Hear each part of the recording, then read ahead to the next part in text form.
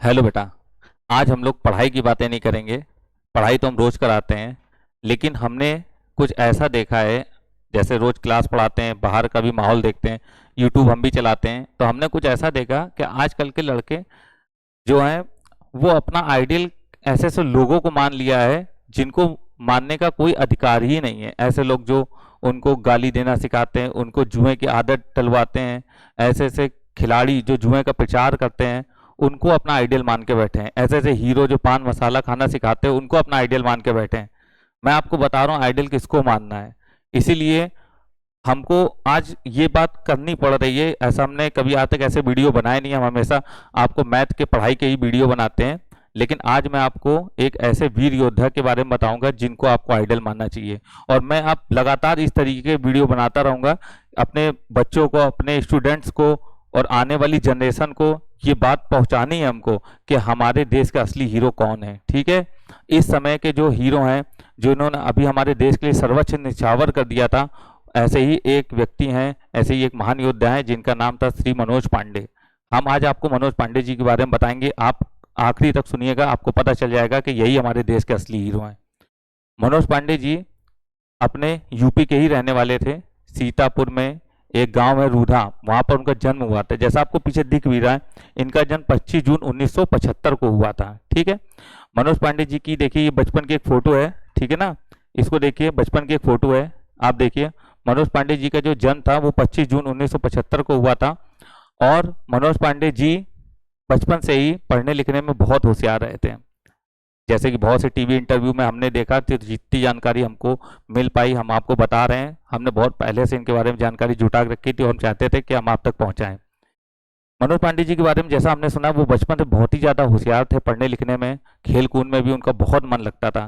तो बचपन से ही वे चाहते थे कि वे देश के लिए अपना सब कुछ बलिदान करें। देश के लिए देश प्रेम की भावना इतनी थी कि उनके माता पिता के इंटरव्यू से ये चीज़ पता चलती है कि वो देश के प्रति कितना समर्पित थे। उन्होंने अपना स्कूल, सैनिक स्कूल से अपनी पढ़ाई पूरी की और उसकी हायर एजुकेशन के लिए उन्होंने रानी लक्ष्मीबाई हायर सेकेंडरी स्कूल को चुना।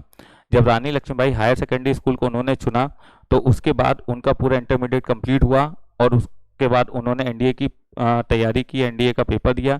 एनडीए पास करने के बाद उनकी आगे की ट्रेनिंग खड़गवासला से कंप्लीट हुई। आप जानते हैं पुणे में एक जगह है खड़गवासला, वहाँ से उनकी ट्रेनिंग कंप्लीट हुई। ट्रेनिंग कंप्लीट होने के बाद फिर उनको पहली पोस्टिंग जो है वो कश्मीर में मिली और उन्होंने ज्वाइन किया था 11वीं गोरखा राइफल्स की पहली बटालियन के अधिकारी बने और अधिकारी बनकर वे कश्मीर में तैनात हुए।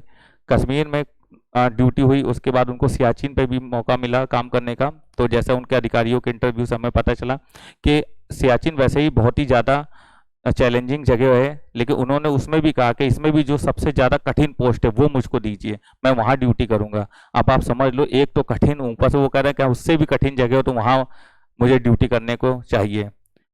लेकिन जब सियाचिन से ड्यूटी कंप्लीट हुई, जब वो नीचे लौटे तो उसी समय सन 99 में युद्ध छिड़ गया था कारगिल का। आप लोग भी जानते हैं कारगिल का युद्ध छिड़ गया था। तो वो चाहते तो वो छुट्टी लेके आराम से जा सकते थे अपने घर, लेकिन उन्होंने ये कहा कि पहले देश उसके बाद कुछ भी। उन्होंने देश को चुना और उनके जो अधिकारी थे उन्होंने उनको कारगिल युद्ध में भेज दिया। कारगिल युद्ध में उन्होंने बहुत वीरता से बहुत सारी जगहों को कैप्चर किया, लेकिन जब खालूबार को कैप्चर करने की बारी आई तो उन्होंने अपनी पूरी बटालियन के साथ खालूबार पे हमला किया और दुश्मनों को लगभग भगा ही दिया। लेकिन दुश्मनों ने उन पर गोली चलाई जिससे वे शहीद हो गए। लेकिन शहीद होने से पहले ही आखिरी सांस तक उनमें लड़ने की भावना इस बात से देखी जा सकती है कि वह गोली लग गई, गिर रहे थे, लेकिन तब भी वह अपने सैनिकों से कह रहे थे, अपने साथियों से कह रहे थे कि इनको मत छोड़ना। मतलब आप सोच लीजिए, एक आदमी जो गोली लगने के बाद मरने की कगार पे है, लेकिन वो तब भी कह रहा है इनको मत छोड़ना। अगर गोली ना लगी होती समझो दुश्मनों का क्या हाल करते हैं। आप खुद सोचो दुश्मनों क्या हाल करते वो। ठीक है, उनके बारे में एक किस्सा, एक चर्चा बहुत ही मशहूर है कि जब उनसे एसएसबी में एक सवाल पूछा गया कि आप इंडियन आर्मी क्यों ज्वाइन करना चाहते हैं, तो उन्होंने कहा कि मुझे परमवीर चक्र चाहिए। समझिए कि तब से उनके अंदर कितना जोश रहा होगा देश के लिए, सब कुछ कर गुजरने का जोश रहा होगा, है ना। उनकी एक डायरी मिली जो मीडिया चैनलों पे भी दिखाई गई बहुत बार। उसमें उन्होंने लिखा था कि अगर मुझे मेरा सौर साबित करने से पहले मौत भी आई तो मैं उस मौत को मार दूंगा। आप सोचिए कि किस हद तक के वीर रहे होंगे। उन्होंने देश के कारगिल युद्ध में बहुत कुछ अपना योगदान दिया, अपना जीवन का बलिदान दे दिया। तो ऐसे लोगों को आपको हीरो मानना चाहिए। ऐसे महान योद्धा को हमारा दिल से सलाम, महान योद्धा को दिल से नमन। जय हिंद।